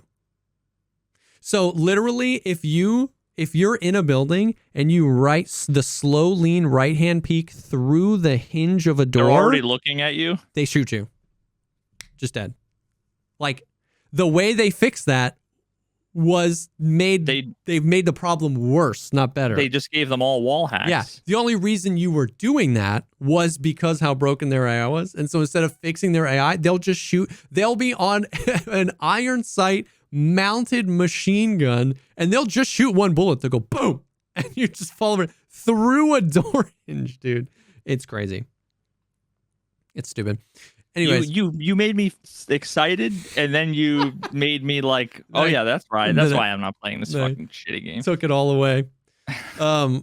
Anyways, so like we move in and then we clear all the guards of Kaban, and like unless Kaban has ran out and engaged with you, he sits under that other building with like the not the Lexos building, but the other one. And so what we do is I'll throw a grenade in there in a corner, and he'll then get out of that position, and he'll just like, he waddles out, dude. He's like running, but he runs so slow. And then we just team shoot him, and we don't get aimbotted by the PKM.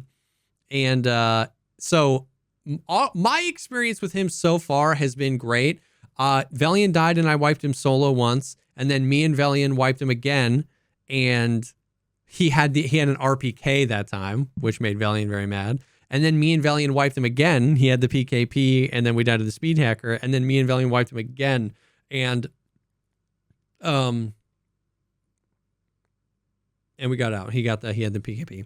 Anyways, so that was pretty cool. I don't know what his spawn rate is, but I will say so far, he is the boss that I have like enjoyed fighting the quickest. Like normally it took a while, it took a few wipes to find the best way to fight Gluhar or whatever. But like I'm right in there, and I enjoy fighting Kaban. I think it's fun. So here's the other thing there. Here's the design decision that made me sad. So one of the quests you needed this. We just needed this key because this was a key you needed for the quest to get the extra stash base, which we still don't have, by the way. I don't have my 2 extra lines. Anyways. Is the Lexos closed section key. We needed that for the quest chain. But I forgot that like one of the, 15 streets quests, you also need that key for. When you get the quest, he gives you the key to the inner office, but you need to find the key, the Lexos closed section key, which is to the outer office. Okay. So that key was a very coveted key last wipe, because of the quest line. This wipe, they made that key from a 40 times use to a 1 times use, but didn't increase its spawn chance. Of course not, man. So it was like, so now that quest, which was already harder than freaking, because it was just so RNG, got so much harder. So I was like super pissed because me and Velian were like, so the ones on the flea market are 3 to 5 million rubles for a one-time. Like if you die to a hacker, or if you die to some AI, or if you DC because the game's netcode or whatever, you're just out the 3 million, right? You get one time. Yeah. So I was super pissed. Now, the thing that changed my mind was the 4 times we killed Kaban, he had that key on him 3 times. So that made me be like, okay, that makes sense. If you want to get into Kaban's office, kill him and take his key. I was like, okay, that's kind of cool. Like, as long as the key spawns like 70% of the time or 50% of the time and not like 8% of the time, it can't be like finding a red key card on Killa, right? But as long as the key spawns on him a reasonable amount and he has a decent enough spawn, it's not like finding Killa in interchange. If Kaban is spawned, he's going to be at Lexos on streets.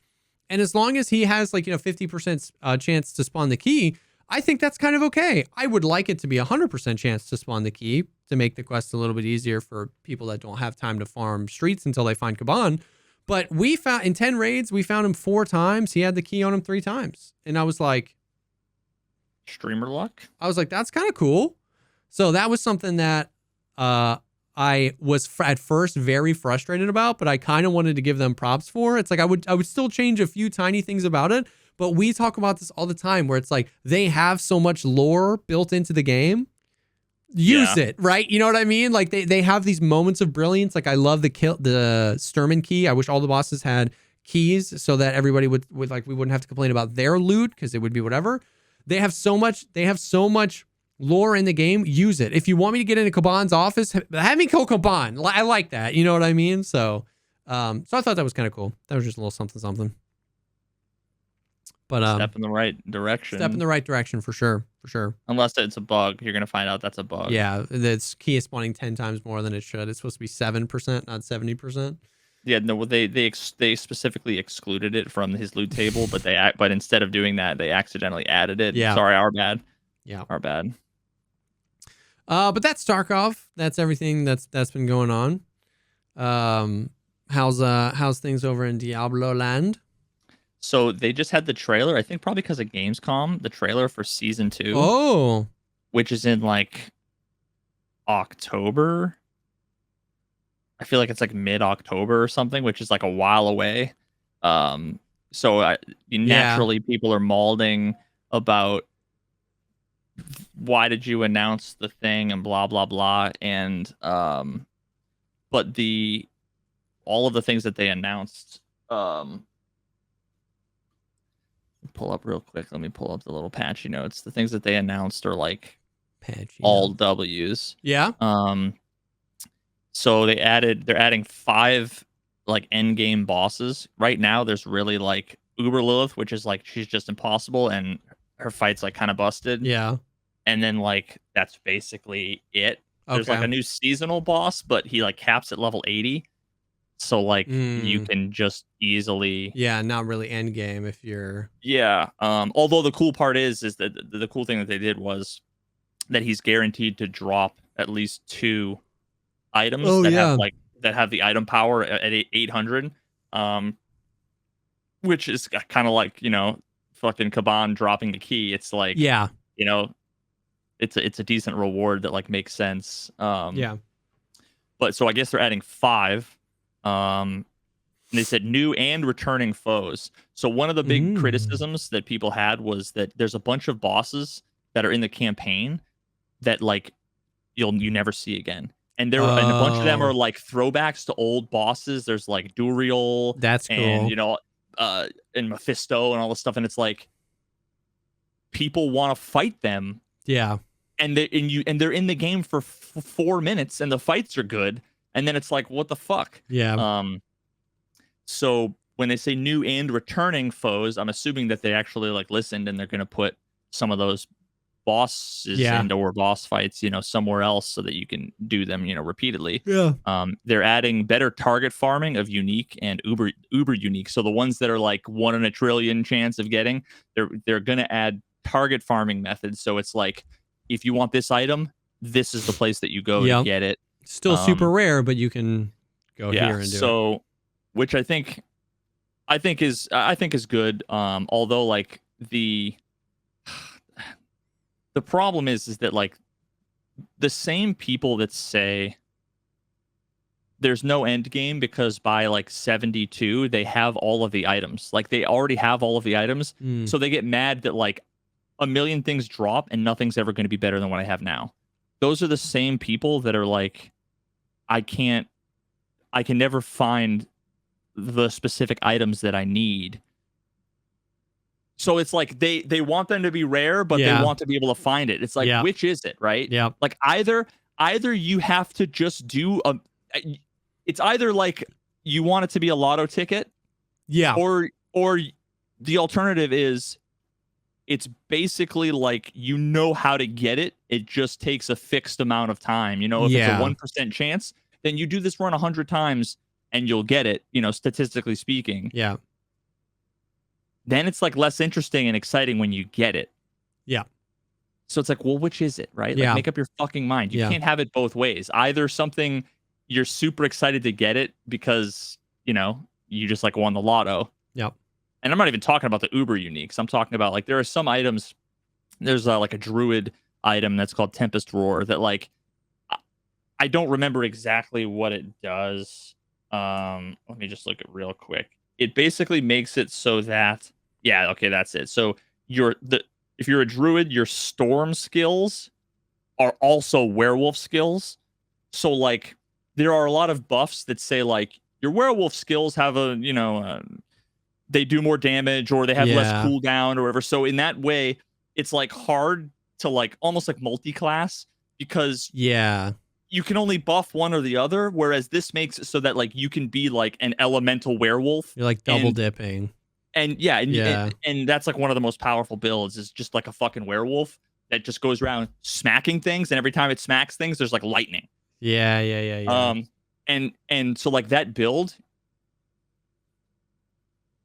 as far as I know, this is what people say. Like that build requires Tempest Roar. Yeah. And there's no way to target farm it. So there are people that are like, I'm level 98 and I don't have the item yet. Yeah. When am I going to get the item? And it's like, first of all, you're an idiot for playing the class that requires the one item that you have no control over. Like, what do you fucking expect? Like, you're asking for it. Yeah. But, this might be, I guess, a little bit better for some folks. Yeah. Because they'll have ways of getting it. So interesting. Yeah. I feel like a huge part of that has been like just the internet, like the YouTube ability of something. Like when something becomes an official build, it's something I want to get every single one of those pieces. And then the RNG that I've come to that, like we talked about that a few weeks ago, where it's like the grind is why Diablo was fun. And now it's just like you chip it away slowly. And and it just feels like if it's common enough for like a bunch of people to have and make guides, now I have the FOMO of like I don't have that cool build. And we've talked before about just the concept of like build guides in general kind of unteach you how to make a build, because you're like, oh well, I'll just a shopping list, like I'll just get these things, and then until I have those things I don't have the best build, and so I just shouldn't care about my gear, as opposed to like finding something. So I feel like it goes back to that identity crisis of you like Diablo because you like the grind, because you like finding rare items, but then it can be really frustrating to be like, oh, why haven't I found this item yet? It's like farming for a streamer item in Tarkov. You know what I mean? It's like there's 87,000 items in the game. I just want the one. And then you get more and more frustrated. You loot stash after stash, jacket after jacket, and you're like, where's my Loot Lord plushie or whatever it is? And it's like, but imagine that Loot Lord plushie was instead like ammo for your gun. Yeah. And you didn't have ammo for your gun while you were looking for it. Yeah. So it's like I'm using this underpowered build that or people will have every build. There's a leveling build and then an end game build. So you have to basically have two builds. Yeah. Because the end game build, it only works when you have everything. Yeah. It's like a perfectly, you remove one piece of the Jenga thing and the whole thing collapses. So all of the synergies work together insanely well. But I don't know why that actually reminded me too. Remember how I was talking about how so many people complain about how grindy the game is? Mm-hmm. So I like accidentally got to 100 earlier than I wanted to on my on my fucking barb. I actually wanted to do it on stream, and today I was like recording a little bit of gameplay for my build guide that I'm making for it, and I literally like hit 100 like off stream. Like, fuck. And I did like 3 dungeon runs. So I went, I went from like 92 to like 99 in like a day. Now, granted, it was like all day, but yeah. I mean, for a normal person playing a couple hours every couple of days, I mean, you're talking about like three play sessions over the course of a week is not unreasonable to get your character from like 90 to 100 if that's like your goal. Yeah, I just don't think it's unreasonable. And then I did a bunch of research, and by a bunch I mean I googled one thing. But this is from way back in the day that to get from level 90 to 99, most people used to do bail runs, which is basically like you run past everything down to one level, down to the second level, down to the third level, just running past mobs, just to the door, to the next one, to the door. And then you fight bail, which is like a bunch of waves. There's like 5 waves of the same enemies every time. And then you kill bail. And that's like the most XP you can get, basically. And there's literally bots that the way that you'd have to play the game is you would open up the thing and you'd see like a list of games, and you would see like it would be like, you know, OG Bales with a Z _ 179. So you'd click that and you get into the game, and the game already has been going on. So like you got to grab the portal to like see they're like 90% of the way through, and then you know in the bot they just have scripts where they're like, I'm doing this thing, I'm hitting this seal, I'm killing this enemy. All right, we're killing Bale now, and the bots just type it, fight them, automatically pick up any of the good items because they're shared. Like dang. So, and then they'll say like next one is OG Bales _ 198. And then they leave, and you literally hit escape. You go back to the thing, you type in the name, but you have to wait a little bit because the bot has to go do it. And if you try to enter it like a game too many times, you'll get like locked out. So you have to wait like maybe 10, 15, 20 seconds. And then you hit enter, and it joins you the game, and you see the bot is like in town, starts to do his thing. Oh my God. And you just do it over and over again. Over and over again. You're following a bot, and they're just incrementing the number, and you're like copy pasting, like typing it in. Oh my God. And that's insane. Now, to get from 90 to 99 takes approximately 5,500 Bale runs. Damn. And how long did one take? I forget how long one took, but I did the math, and it ended up being like roughly like 370 hours or something. Damn. And people are fucking complaining that it's too grindy when you can do it in a week. So when you look at the level bar is broken up into like 4 chunks. Yeah. Every 1/4 you get a Paragon point, which is like it's a super complicated skill tree that like I showed you. And along the way, you're doing all of these different dungeons that have dynamic affixes. So there's going to be like the enemies do extra poison damage, and they're resistant to, and it's all randomly, you know, generated. Some of them suck and they're not fun, but at least it's like different every time. Whereas a Bale run is identical every fucking time, right? So you do the same thing for 350 hours, or you can do one of 30 dungeons that have, you know, a mixture of the same 50 affixes. And every quarter level, you get to like allocate some points. Whereas in Diablo, you have 9 points you're going to be able to do. Yeah. And if you do one nightmare dungeon, which generally, if you're fast, can take 3 to 5 minutes. Oh, wow. That is like halfway to the next Paragon point. So it's around 8 dungeons for a level. Yeah. So like if you're really rushing, it's like 40 minutes for a level. Yeah. So 10 levels is 8 hours or something. Like 8 hours of gameplay is, you know, that's a week for a casual gamer. Yeah. Yeah. Couple hours on a weekend, couple hours on a Tuesday. And they're like, it's so grindy. Oh my That's God. Wild. Yeah. It's like you've never played an ARPG. The point of the game is the grind. Yeah. Yeah. Point of the game. Like why are you they're mad that they can't get to 100? It's like once you get to 100, there's nothing to do in the game anymore. Yeah, dude, it's the whole point is progressing. It's buzzwords now. It's so funny that like grind and end game are the same thing, but they're used in completely different content. I hate the grind. Where's the end game? It's like just plug those two bad boys together and you got it. The grind is the end game. Like that's what the game is about. That's crazy. So another one of the things that they have in the patch notes is, so there's something called Renown, which is like the whole map starts off like with a fog of war. And like in the preseason, as you travel, it like clears the fog of war. And as you get waypoints, it saves the waypoints. There's like these statues that there's like, 200 like Lilith statues that when you get them, you get like +5 to strength. Yeah. And you get like XP bonuses and stuff as you hit these like different renown breakpoints. And that is persistent between characters. But like when the season started, there was a bunch that you had to like do again. And people were like upset about it. Some of it's reasonable. Some of it I think is just the same kind of butthurt. Like you're just playing the game, like explore, kill things, click on the statues. Like, what are you fucking so mad about? Yeah. So they're making it so that a ton more of the rewards, it says, will carry over when completed on any prior character beyond Altars of Lilith and map discovery. So they're still going to have to do, like, the map is still going to be Fog of War, but like all of the bonuses you get, like to the skill, like the things that you go and do the Altars of Lilith for, like the strength points. Yeah.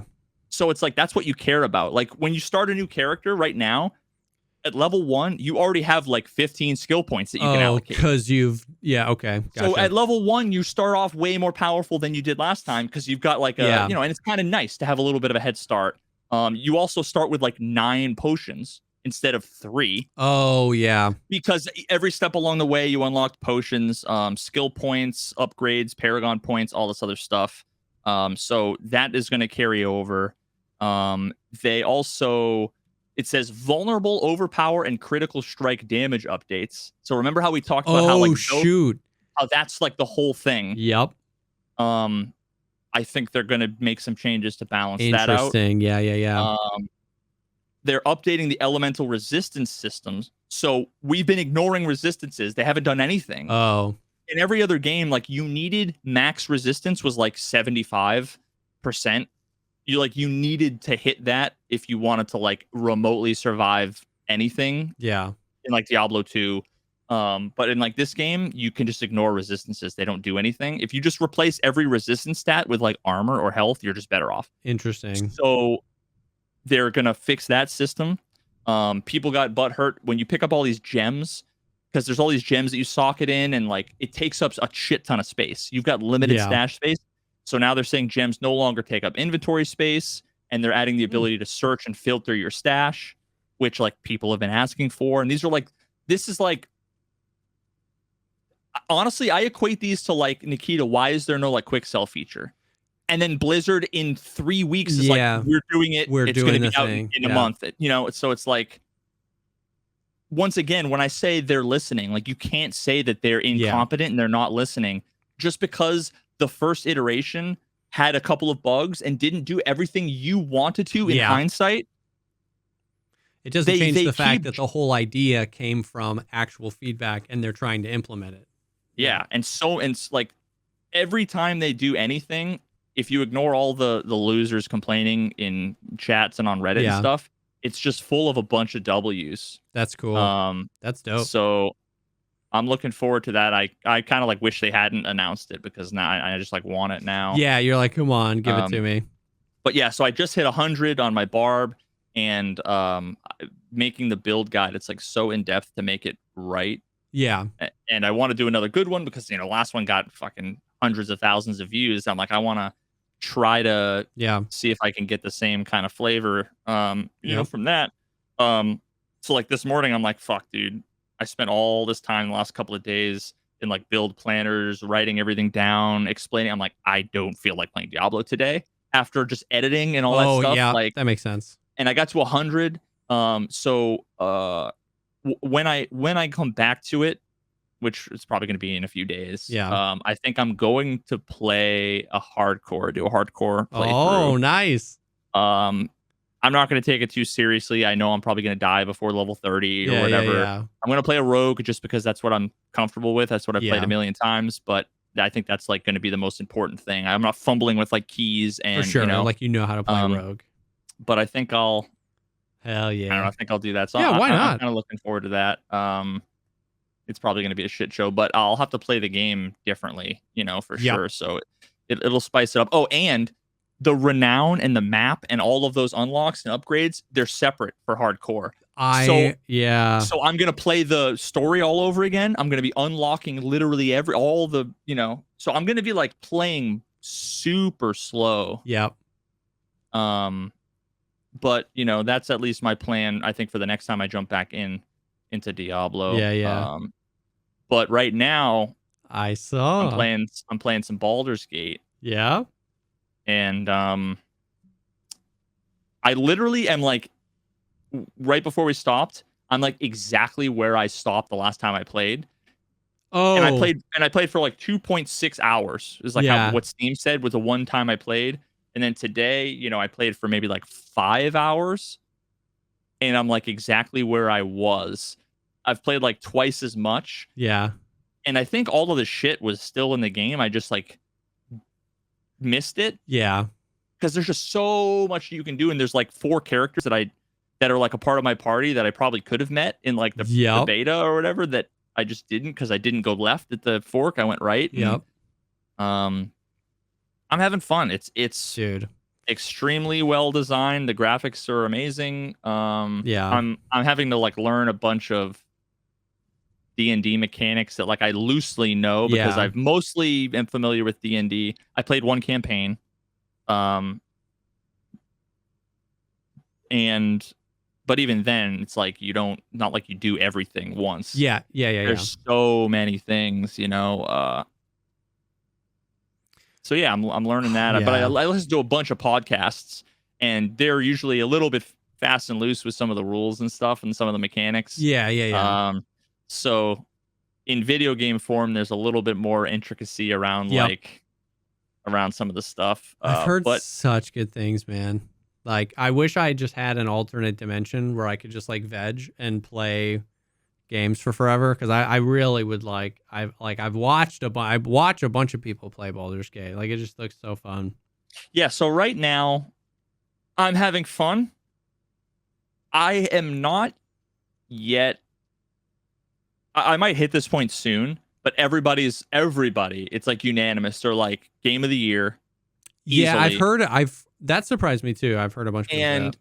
And everybody's like, get ready to like lose your fucking wife. Like, you're gonna be addicted. All this stuff, and I don't want to diminish the game, because, like I said, I'm having fun. Yeah, I don't see that yet. Yeah. You know, like after 2 or 3 hours of playing Prison Architect, like I knew this is going to be like addicting. You know, maybe I just need to get a little bit deeper. I don't know. Yeah, or even or maybe you can just recognize like this is a really well made game that I'm not gonna fall into. You know what I mean? It's just like, oh, this is fun. Like, this is cool.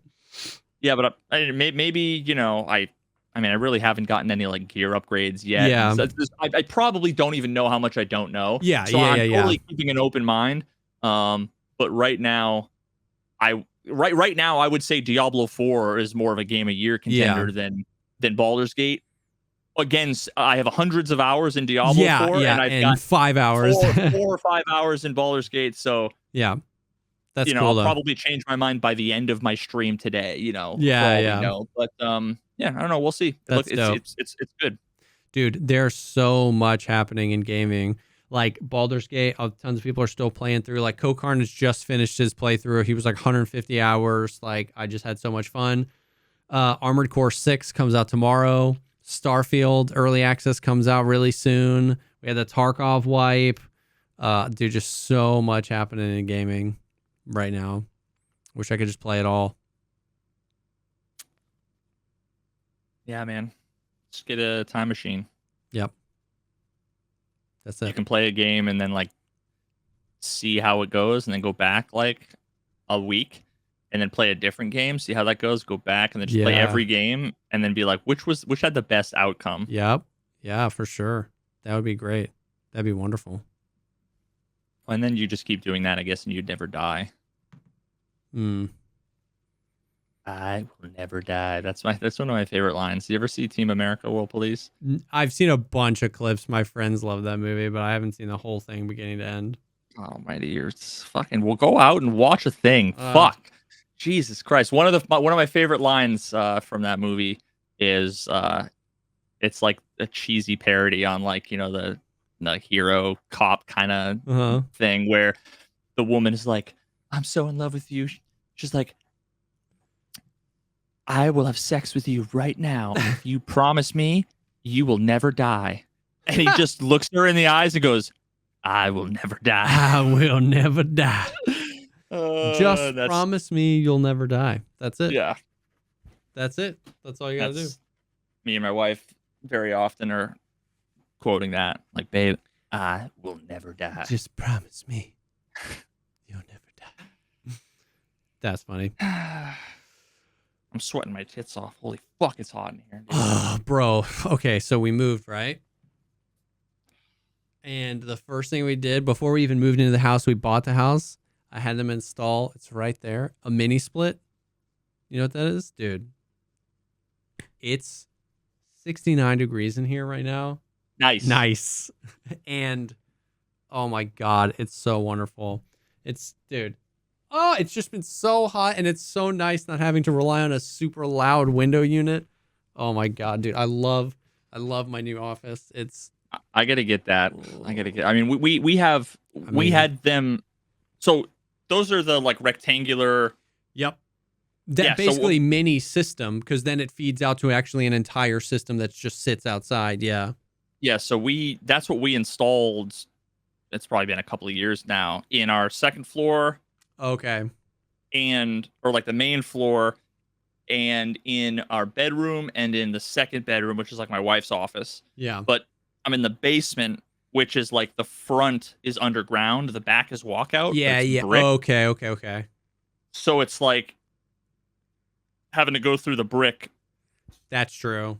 We should have just had fucking 3 installed, but I think at the time I'm like, I didn't want to move all my shit, because like literally the wall to my is right here. So to get in and install it, you had to like move your whole desk and everything. Undo, yeah. But I think I spilled something on my desk right before I had to like go pick my wife up from the airport or something, and like I went to go get up and like knocked something over and I spilled it. Now like something smells in here, and I'm not. I think it might be the mouse pad. So I'm like, I probably should just fucking take like 2 days off from the stream. Yeah.